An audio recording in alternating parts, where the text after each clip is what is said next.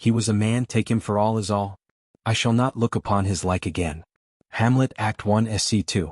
I met Karl Marx for the first time in February 1865. The First International had been founded on September 28, 1864 at a meeting in St. Martin's Hall, London, and I went to London from Paris to give Marx news of the development of the young organization there. Tulane, now a senator in the bourgeois republic, gave me a letter of introduction. I was then 24 years old. As long as I live I shall remember the impression that first visit made on me. Marx was not well at the time. He was working on the first book of Capital, which was not published until 2 years later, in 1867.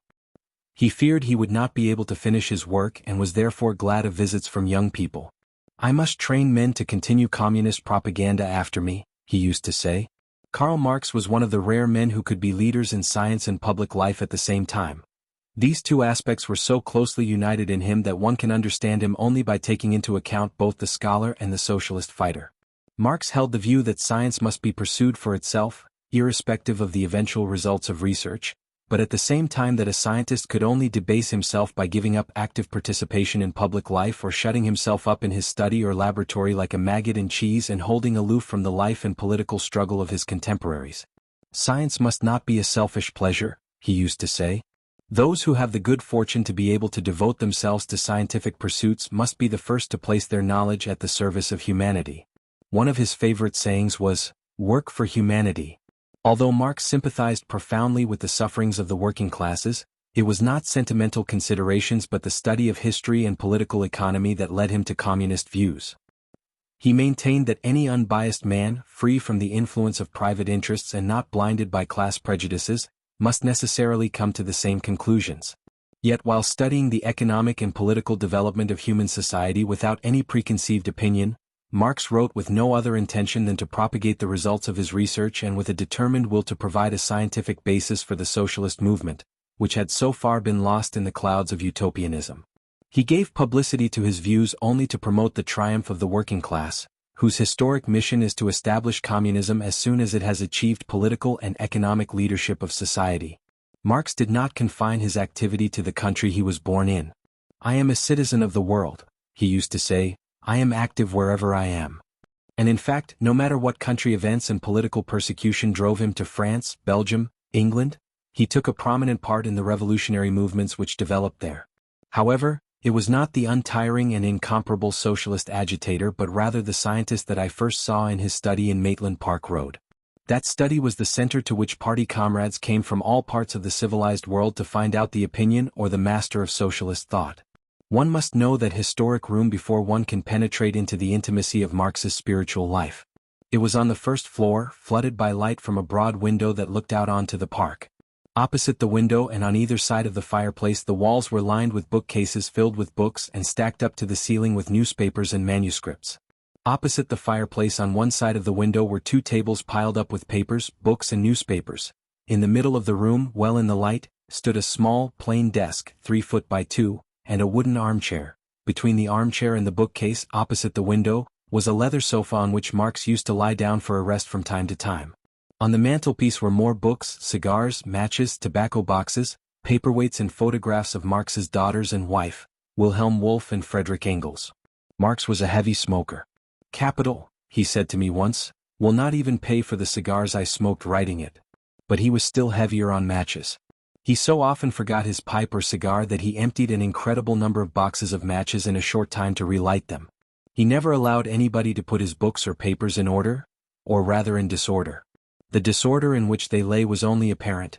Everything was really in its intended place so that it was easy for him to lay his hand on the book or notebook he needed.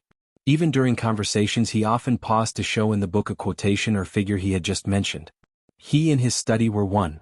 The books and papers in it were as much under his control as his own limbs. Marx had no use for formal symmetry in the arrangement of his books. Volumes of different sizes and pamphlets stood next to one another. He arranged them according to their contents, not their size. Books were tools for his mind, not articles of luxury. "They are my slaves and they must serve me as I will," he used to say. He paid no heed to size or binding, quality of paper or type. He would turn down the corners of the pages, make pencil marks in the margin and underline whole lines. He never wrote on books, but sometimes he could not refrain from an exclamation or question mark when the author went too far. His system of underlining made it easy for him to find any passage he needed in any book. He had the habit of going through his notebooks and reading the passages underlined in the books after intervals of many years in order to keep them fresh in his memory. He had an extraordinarily reliable memory which he had cultivated from his youth according to Hegel's advice by learning by heart verse in a foreign language he did not know. He knew Heine and Goethe by heart and often quoted them in his conversations. He was an assiduous reader of poets in all European languages.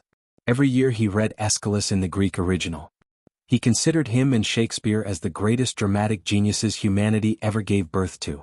His respect for Shakespeare was boundless. He made a detailed study of his works and knew even the least important of his characters. His whole family had a real cult for the great English dramatist. His 3 daughters knew many of his works by heart. When after 1848 he wanted to perfect his knowledge of English, which he could already read, he sought out and classified all Shakespeare's original expressions. He did the same with part of the polemical works of William Cobbett, of whom he had a high opinion. Dante and Robert Burns ranked among his favorite poets, and he would listen with great pleasure to his daughters reciting or singing the Scottish poet's satires or ballads. Cuvier, an untirable worker and past master in the sciences, had a suite of rooms, arranged for his personal use in the Paris Museum, of which he was director. Each room was intended for a particular pursuit and contained the books, instruments, anatomic aids, etc. required for the purpose. When he felt tired of one kind of work he would go into the next room and engage in another. This simple change of mental occupation, it is said, was a rest for him. Marx was just as tireless a worker as Cuvier, but he had not the means to fit out several studies. He would rest by pacing up and down the room. A strip was worn out from the door to the window, as sharply defined as a track across a meadow. From time to time he would lie down on the sofa and read a novel. He sometimes read 2 or 3 at a time, alternating one with another. Like Darwin, he was a great reader of novels, his preference being for those of the 18th century, particularly Fielding's Tom Jones. The more modern novelists whom he found most interesting were Paul de Kock, Charles Lever, Alexander Dumas Sr. and Walter Scott, whose Old Mortality he considered a masterpiece. He had a definite preference for stories of adventure and humor. He ranked Cervantes and Balzac above all other novelists.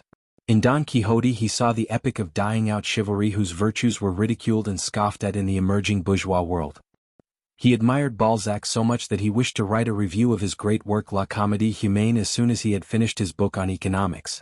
He considered Balzac not only as the historian of his time, but as the prophetic creator of characters which were still in the embryo in the days of Louis Philippe and did not fully develop until Napoleon III. Marx could read all European languages and write in 3, German, French and English, to the admiration of language experts. He liked to repeat the saying, "A foreign language is a weapon in the struggle of life." He had a great talent for languages which his daughters inherited from him. He took up the study of Russian when he was already 50 years old, and although that language had no close affinity to any of the modern or ancient languages he knew, in 6 months he knew it well enough to derive pleasure from reading Russian poets and prose writers, his preference going to Pushkin, Gogol and Shchedrin. He studied Russian in order to be able to read the documents of official inquiries which were hushed over by the Russian government because of the political revelations they made. Devoted friends got the documents for Marx, and he was certainly the only political economist in Western Europe who had knowledge of them. Besides the poets and novelists, Marx had another remarkable way of relaxing intellectually, mathematics, for which he had a special liking. Algebra even brought him moral consolation, and he took refuge in the most distressing moments of his eventful life. During his wife's last illness he was unable to devote himself to his usual scientific work, and the only way in which he could shake off the oppression caused by her sufferings was to plunge into mathematics. During that time of moral suffering he wrote a work on infinitesimal calculus which, according to the opinion of experts, is of great scientific value and will be published in his collected works. He saw in higher mathematics the most logical and at the same time the simplest form of dialectical movement. He held the view that science is not really developed until it has learned to make use of mathematics. Although Marx's library contained over 1,000 volumes carefully collected during his lifelong research work, it was not enough for him, and for years he regularly attended the British Museum, whose catalogue he appreciated very highly. Even Marx's opponents were forced to acknowledge his extensive and profound erudition, not only in his own specialty political economy, but in history, philosophy and the literature of all countries. In spite of the late hour at which Marx went to bed he was always up between 8 and 9 in the morning, had some black coffee, read through his newspapers and then went to his study, where he worked till 2 or 3 in the morning. He interrupted his work only for meals and, when the weather allowed, for a walk on Hampstead Heath in the evening. During the day he sometimes slept for an hour or two on the sofa. In his youth he often worked the whole night through. Marx had a passion for work. He was so absorbed in it that he often forgot his meals. He had often to be called several times before he came down to the dining room and hardly had eaten the last mouthful when he was back in his study. He was a very light eater and even suffered from lack of appetite. This he tried to overcome by highly flavored food, ham, smoked fish, caviar, pickles. His stomach had to suffer for the enormous activity of his brain. He sacrificed his whole body to his brain. Thinking was his greatest enjoyment. I often heard him repeat the words of Hegel, the philosophy master of his youth: "Even the criminal thought of a malefactor has more grandeur and nobility than the wonders of the heavens." His physical constitution had to be good to put up with this unusual way of life and exhausting mental work. He was, in fact, of powerful build, more than average height, broad-shouldered, deep-chested, and had well-proportioned limbs, although the spinal column was rather long in comparison with the legs, as is often the case with Jews. Had he practiced gymnastics in his youth he would have become a very strong man. The only physical exercise he ever pursued regularly was walking. He could ramble or climb hills for hours, chatting and smoking, and not feel at all tired. One can say that he even worked walking in his room, only sitting down for short periods to write what he thought out while walking. He liked to walk up and down while talking, stopping from time to time when the explanation became more animated or the conversation serious. For many years I went with him on his evening walks on Hampstead Heath, and it was while strolling over the meadows with him that I got my education in economics. Without noticing it he expounded to me the whole contents of the first book of Capital as he wrote it. On my return home I always noted as well as I could all I had heard. At first it was difficult for me to follow Marx's profound and complicated reasoning. Unfortunately I have lost those precious notes, for after the Commune the police ransacked and burned my papers in Paris and Bordeaux. What I regret most is the loss of the notes I took on the evening when Marx, with the abundance of proof and considerations which was typical of him, expounded his brilliant theory of the development of human society. It was as if scales fell from my eyes. For the first time I saw clearly the logic of world history and could trace the apparently so contradictory phenomena of the development of society and ideas to their material origins. I felt dazzled, and the impression remained for years. The Madrid socialists had the same impression when I developed to them as well as my feeble powers would allow that most magnificent of Marx's theories, which is beyond doubt one of the greatest ever elaborated by the human brain. Marx's brain was armed with an unbelievable stock of facts from history and natural science and philosophical theories. He was remarkably skilled in making use of the knowledge and observations accumulated during years of intellectual work. You could question him at any time on any subject and get the most detailed answer you could wish for, always accompanied by philosophical reflections of general application. His brain was like a man of war in port under steam, ready to launch into any sphere of thought. There is no doubt that Capital reveals to us a mind of astonishing vigor and superior knowledge. But for me, as for all those who knew Marx intimately, neither Capital nor any other of his works shows all the magnitude of his genius or the extent of his knowledge. He was highly superior to his own works. I worked with Marx.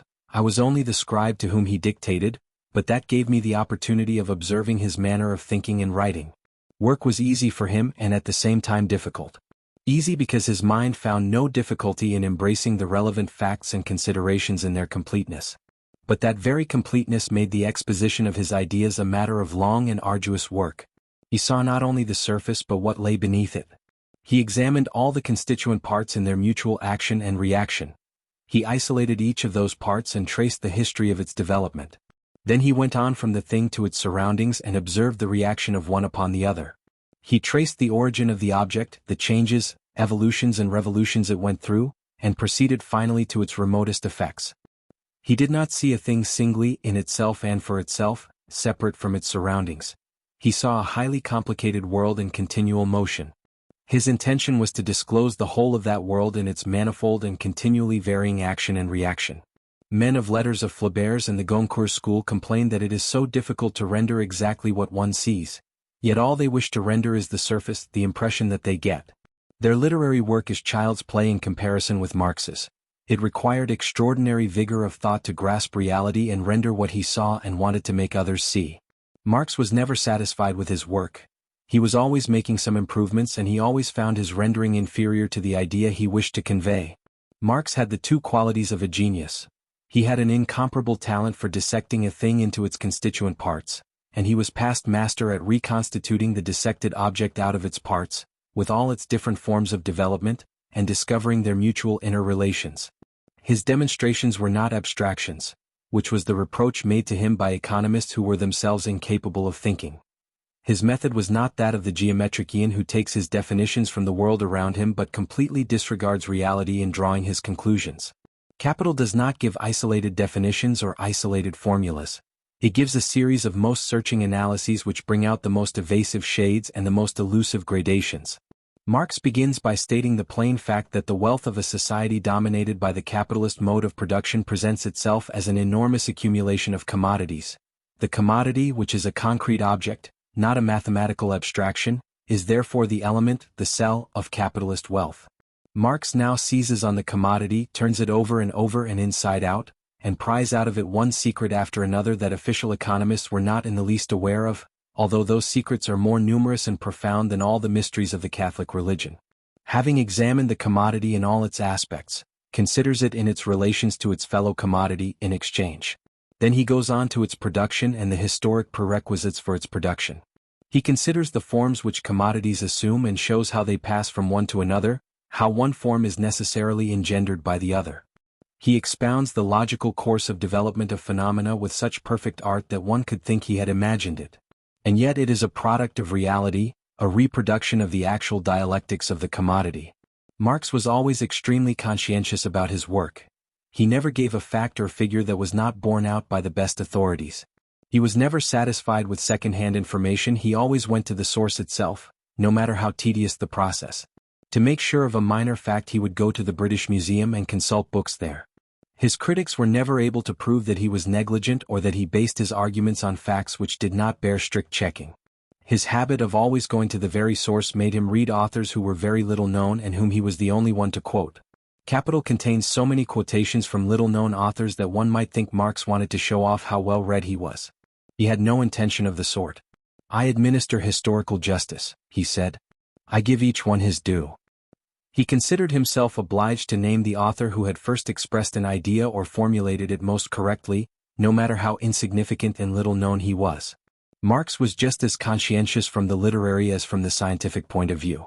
Not only would he never base himself on a fact he was not absolutely sure of, he never allowed himself to talk of a thing before he had studied it thoroughly. He did not publish a single work without repeatedly revising it until he had found the most appropriate form. He could not bear to appear in public without thorough preparation. It would have been a torture for him to show his manuscripts before giving them the finishing touch. He felt so strongly about this that he told me one day that he would rather burn his manuscripts than leave them unfinished. His method of working often imposed upon him tasks the magnitude of which the reader can hardly imagine. Thus, in order to write the 20 pages or so on English factory legislation in Capital, he went through a whole library of blue books containing reports of commissions and factory inspectors in England and Scotland. He read them from cover to cover, as can be seen from the pencil marks in them. He considered those reports as the most important and weighty documents for the study of the capitalist mode of production. He had such a high opinion of those in charge of them that he doubted the possibility of finding in another country in Europe men as competent, as free from partisanship and respect of persons as are the English factory inspectors. He paid them this brilliant tribute in the preface to Capital. From these blue books Marx drew a wealth of factual information. Many members of Parliament to whom they are distributed use them only as shooting targets, judging the striking power of the gun by the number of pages pierced. Others sell them by the pound, which is the most reasonable thing they can do, for this enabled Marx to buy them cheap from the old paper dealers in Long Acre whom he used to visit to look through their old books and papers. Professor Beasley said that Marx was the man who made the greatest use of English official inquiries and brought them to the knowledge of the world. He did not know that before 1845 Engels took numerous documents from the blue books in writing his book on the condition of the working class in England. To get to know and love the heart that beat within the breast of Marx the scholar you had to see him when he had closed his books and notebooks and was surrounded by his family, or again on Sunday evenings in the society of his friends. He then proved the pleasantest of company, full of wit and humor, with a laugh that came straight from the heart. His black eyes under the arches of his bushy brows sparkled with pleasure and malice whenever he heard a witty saying or a pertinent repartee. He was a loving, gentle and indulgent father. "Children should educate their parents," he used to say. There was never even a trace of the bossy parent in his relations with his daughters, whose love for him was extraordinary. He never gave them an order, but asked them to do what he wished as a favor or made them feel that they should not do what he wanted to forbid them. And yet a father could seldom have had more docile children than he.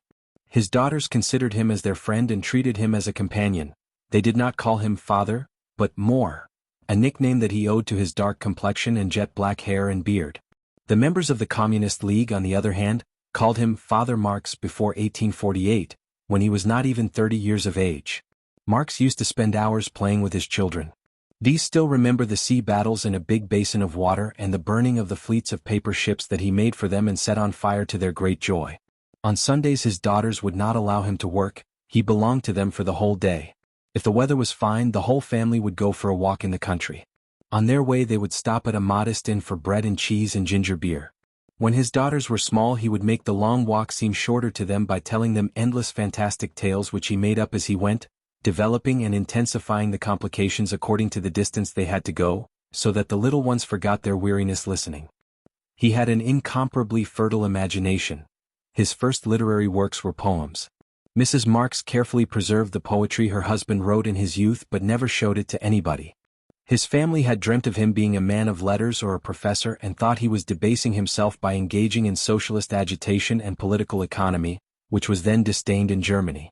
Marx had promised his daughters to write a drama on the Gracchi for them. Unfortunately he was unable to keep his word.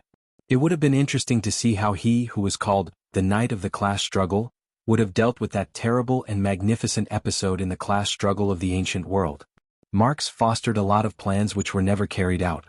Among other works he intended to write a logic and a history of philosophy, the latter having been his favorite subject in his younger days. We would have needed to live to 100 to carry out all his literary plans and present the world with a portion of the treasure hidden in his brain. Marx's wife was his lifelong helpmate in the truest and fullest sense of the word. They had known each other as children and grown up together. Marx was only 17 at the time of his engagement. 7 long years the young couple had to wait before they were married in 1843. After that they never parted. Mrs. Marx died shortly before her husband. Nobody ever had a greater sense of equality than she, although she was born and bred in a German aristocratic family. No social differences or classifications existed for her. She entertained working people in their working clothes in her house and at her table with the same politeness and consideration as if they had been dukes or princes. Many workers of all countries enjoyed her hospitality, and I am convinced that not one of them ever dreamt that the woman who received them with such homely and sincere cordiality descended in the female line from the family of the Dukes of Argyll, and that her brother was a minister of the King of Prussia. That did not worry Mrs. Marx. She had given up everything to follow her Karl, and never, not even in times of dire need, was she sorry she had done so. She had a clear and brilliant mind. Her letters to her friends, written without constraint of effort, are masterly achievements of vigorous and original thinking. It was a treat to get a letter from Mrs. Marx. Johann Philipp Becker published several of her letters. Heine, a pitiless satirist as he was, feared Marx's irony, but he was full of admiration for the penetrating sensitive mind of his wife. When the Marxes were in Paris he was one of their regular visitors. Marx had such respect for the intelligence and critical sense of his wife that he showed her all his manuscripts and set great store by her opinion, as he himself told me in 1866. Mrs. Marx copied out her husband's manuscripts before they were sent to the print shop. Mrs. Marx had a number of children. 3 of them died at a tender age during the period of hardships that the family went through after the 1848 revolution. At that time they lived as emigrants in London in 2 small rooms in Dean Street, Soho Square. I only knew the 3 daughters. When I was introduced to Marx in 1865 his youngest daughter, now Mrs. Aveling, was a charming child with a sunny disposition. Marx used to say his wife had made a mistake as to sex when she brought her into the world. The other 2 daughters formed a most surprising and harmonious contrast. The eldest, Mrs. Longwet, had her father's dark and vigorous complexion, dark eyes and jet black hair. The second, Mrs. Lafargue, was fair-haired and rosy-skinned. Her rich curly hair had a golden shimmer as if it had caught the rays of the setting sun. She was like her mother. Another important member of the Marx household was Helene Demuth. Born of a peasant family, Sight entered the service of Mrs. Marx long before the latter's wedding, when hardly more than a child. When her mistress got married she remained with her and devoted herself with complete self-oblivion to the Marx family. She accompanied her mistress and her husband on all their journeys over Europe and shared their exile. She was the good genius of the house and could always find a way out of the most difficult situations.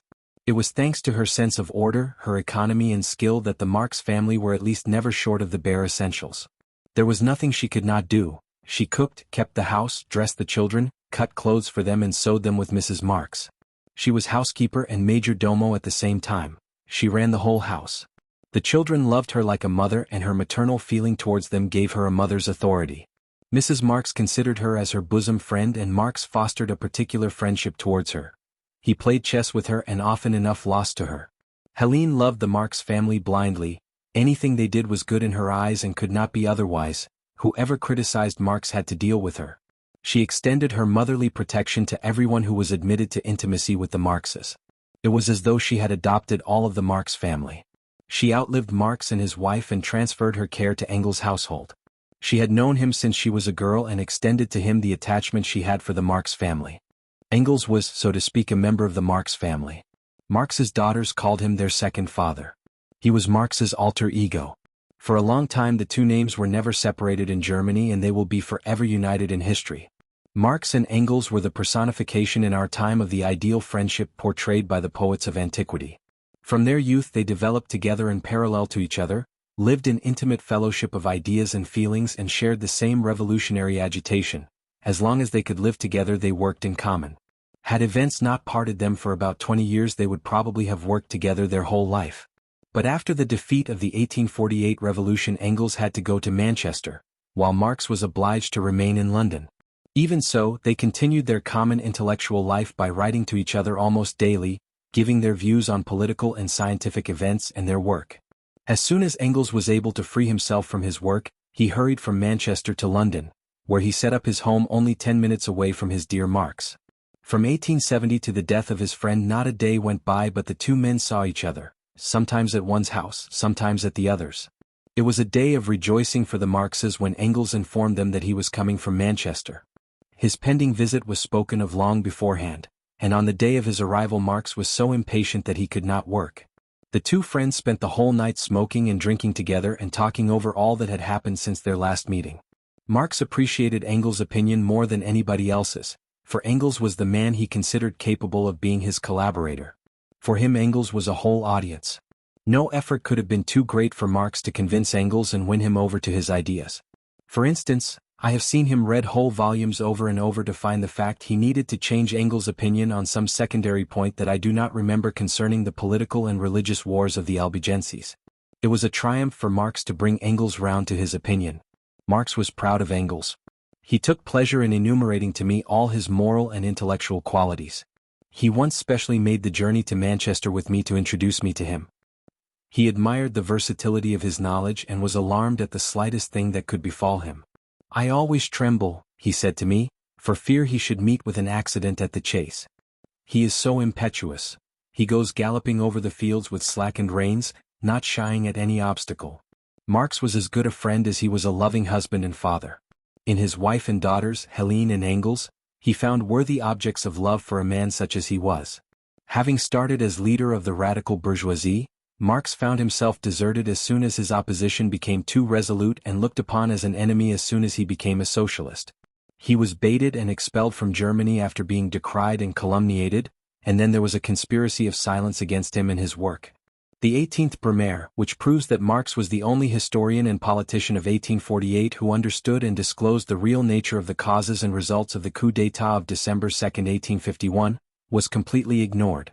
In spite of the actuality of the work, not a single bourgeois newspaper even mentioned it. The Poverty of Philosophy, an answer to the philosophy of poverty, and a contribution to the critique of political economy were likewise ignored. The First International and the first book of Capital broke this conspiracy of silence after it had lasted 15 years. Marx could no longer be ignored. The International developed and filled the world with the glory of its achievements. Although Marx kept in the background and let others act, it was soon discovered who the man behind the scenes was. The Social Democratic Party was founded in Germany and became a power that Bismarck courted before he attacked it. Schweitzer, a follower of Lassalle, published a series of articles which Marx highly praised, to bring capital to the knowledge of the working public.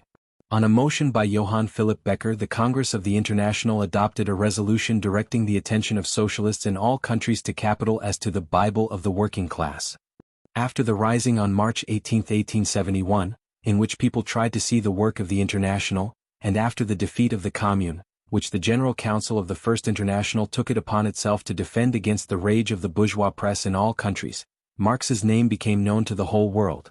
He was acknowledged as the greatest theoretician of scientific socialism and the organizer of the first international working-class movement. Capital became the manual of socialists in all countries.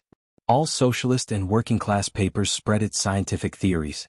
During a big strike which broke out in New York, extracts from Capital were published in the form of leaflets to inspire the workers to endurance and show them how justified their claims were.